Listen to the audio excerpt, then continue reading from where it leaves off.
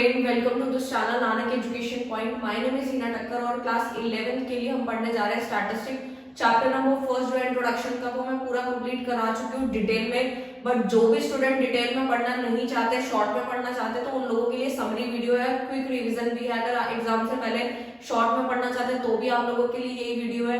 और जिन भी स्टूडेंट को डिटेल में पढ़ना नहीं है, वो किसी भी रीजन की वजह से नहीं पढ़ पाए हैं, तो शॉर्ट में ही पढ़ लेना, पूरा चैप्टर कवर हो जाएगा।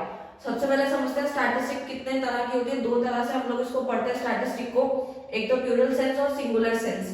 ठीक है, प्लूरल सेंस में आ जाता है एग्रीगेट होना चाहिए, एवरेज होना चाहिए और कंपैरिजन होना चाहिए। चाहे वो कोई सा भी आपको एग्जांपल दियो, आपको तीनों चीजें चेक करनी है, दैट मींस वो स्टैट्स है। जैसे इसका एग्जांपल है काउ हैज 4 लाइफ, तो ये स्टैटिस्टिक नहीं है।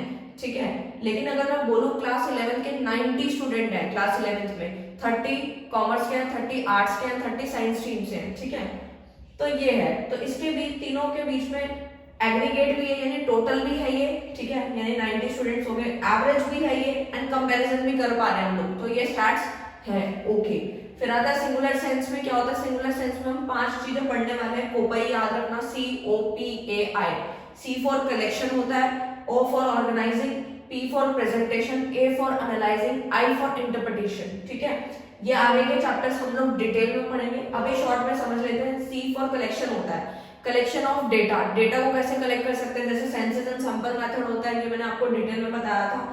ऑर्गेनाइजेशन में क्या होता है, टेलीबार्स, जो भी डेटा कलेक्ट उसको टेलीबार्स बना दिए जाते हैं। जैसे यहाँ पे मैंने बना के रखा 1 2 3 4 एंड ये 5 हो गया, 1 2 3 4 5, ऐसे ये 10 हो गए। ठीक है, तो टेलीबार्स आप लोगों ने पढ़ रखे हैं। प्रेजेंटेशन में क्या होता है कि ग्राफ्स एंड टेबल्स बनाया जाता है, जो भी डेटा को कलेक्ट किया जाता है। एनालाइजिंग में क्या होता है, बेसिकली परसेंटेज में शो किया जाता है उसको। आई फॉर इंटरप्रिटेशन में क्या होता है, इकोनॉमिक वेरिएबल देखने को हमें मिलते हैं। आई होप आपको क्लियर हो गया होगा पूरा मीनिंग भी और इसके एग्जांपल्स भी। ठीक है, जल्दी से लिमिटेशन देखते हैं स्टैटिस्टिक की। मैंने 3 लिखी है शॉर्ट में। न्यूमेरिकल फैक्ट ओनली, यानी सिर्फ नंबर की फॉर्म्स को लेता है। ठीक है, और एग्रीगेट ओनली की स्टडी करता है, यानी जो स्टैटिस्टिक की बुराई यही है कि सिर्फ जो है ये टोटल की स्टडी करता है ये। ठीक है, और ये एक्सपर्ट के थ्रू ही निकाला जा सकता है, क्योंकि यहाँ पे कोपाई है, तो ये सारी चीजें निकालने के लिए एक्सपर्ट ही कर सकता है काम। ऐसे कोई भी पर्सन जो है वो स्टैटिस्टिक की जो है स्टडी नहीं कर पाएगा। ठीक है, जब नॉलेज होगी तो ही ये कर पाएगा। ठीक है, इंपॉर्टेंस ऑन फंक्शन क्या है स्टैटिस्टिक के? पहला तो इकोनॉमिक फोरकास्टिंग होता है, यानी कि जैसे जैसे रिजल्ट्स पहले पता चलते रहते हैं, उसी के अकॉर्डिंग फ्यूचर प्लानिंग फोरकास्टिंग कर ली जाती है कि आगे अगर आज प्राइस बढ़ रहा है तो फ्यूचर में भी बढ़ सकते हैं। दूसरा working out cause and effect relationship होता है, जैसे कि एक चीज दूसरे से बहुत रिलेटेड होती है। जैसे कि मान लीजिए डिमांड अगर आज कम हो रही है, तो ठीक है, तो इससे इन्वेस्टमेंट भी क्या हो जाएगी, श्रिंक हो जाएगी। इसका मतलब यह है कि एक दूसरे से ये रिलेशनशिप जो होता है इफेक्ट करते हैं। तीसरा है फॉर्मुलेशन ऑफ पॉलिसीज।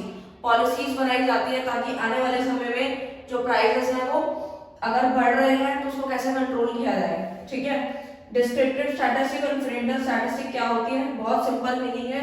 डिस्क्रिप्टिव में आपको 3 चीज याद रखनी है, सीपीए यहीं से आया, C for collection, P for presentation, A for analysing. ठीक है, डेटा को डिटेल स्टडी जब करते हैं सब बोलते हैं डिस्क्रिप्टिव स्टैटिस्टिक। जैसे क्लास 11 के मार्क्स पता लगाना है मैथ्स एंड साइंस के, तो वो हमारा डिस्क्रिप्टिव स्टैटिस्टिक होता है।